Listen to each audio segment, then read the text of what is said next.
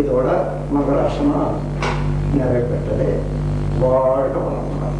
வாழ்க. பயிற்சியெல்லாம் முடிந்த பிறகு முக்கியமான பகுதிகளில் எனர்ஜி தேக்கம் உண்டாகாத சமமாக இருக்கிறதுக்கு இது வருடி விடுதல் என்பது மசாஜ்.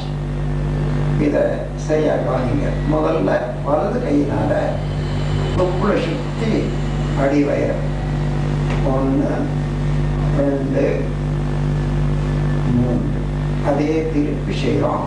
1 2 3. பிறகு இதே கையை உபயோகப்படுத்தி இடது பக்கம் நுரையீரல் பேரில் வலப்பக்கமாக 3 சுற்று, அதன் பிறகு இடப்பக்கமாக 3 சுற்று. நல்ல மார்பு சதைகளெல்லாம்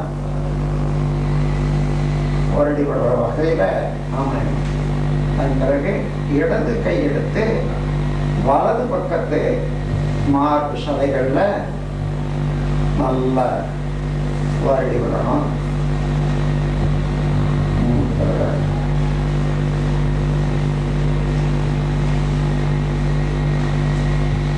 3 இடமாச்சு. 4வது காதுகளில் இந்த பெருவர்களை நல்லா அந்த பள்ளத்தில் வைத்து விட்டு சுழட்டும்.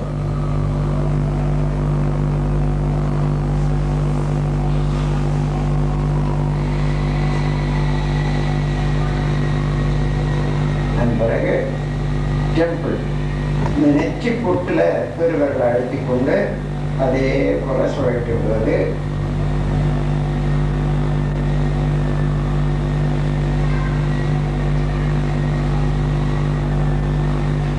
பிறகு மூக்கு வருடி விடணும்.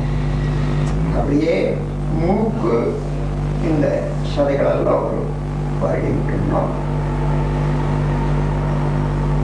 அப்படியே முக சதையும் கண்களை சுத்தியும் கடைசியா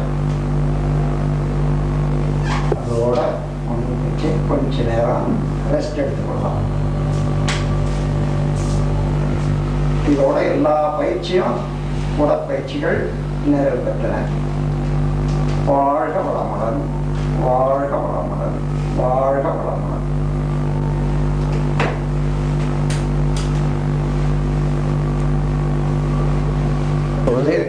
உடற்பயிற்சி முழுவதும் நான் சொல்லிக் கொடுத்துருக்கேன்.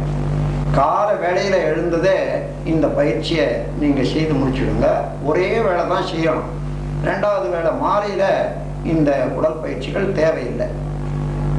ஒரு நாள் முழுவதும் நீங்கள் செய்யக்கூடிய எல்லா வேலையிலையும் திறமையாக செய்யவும் சோர்வில்லாத செய்வதற்கும் இந்த பயிற்சி உங்களுக்கு உறுதுணையாக இருக்கும்.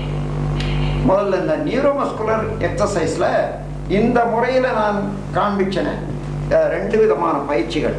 அதாவது இப்படி வச்சு செய்வது ஒன்று, அதன் பிறகு இப்படி வச்சு செய்வது ஒன்று. இதை பெண்கள் 2 மாதம் கர்ப்பம் தரித்த பிறகு இதை செய்யக்கூடாது. ஆனால் அதற்கு மேலாக உள்ள இந்த 5 பாய்ச்சல்களையும் 2 3 4 5 பாய்ச்சல்களையும் கடைசி நாள் வரையில் பிரசவம் வரையில் குழந்தை பெரு வரையில் செய்யலாம். உடல் நல்லா இருக்கும், குழந்தைகளுக்கும் நல்லது. இந்த எந்த பயிற்சியுமே இந்த உடல்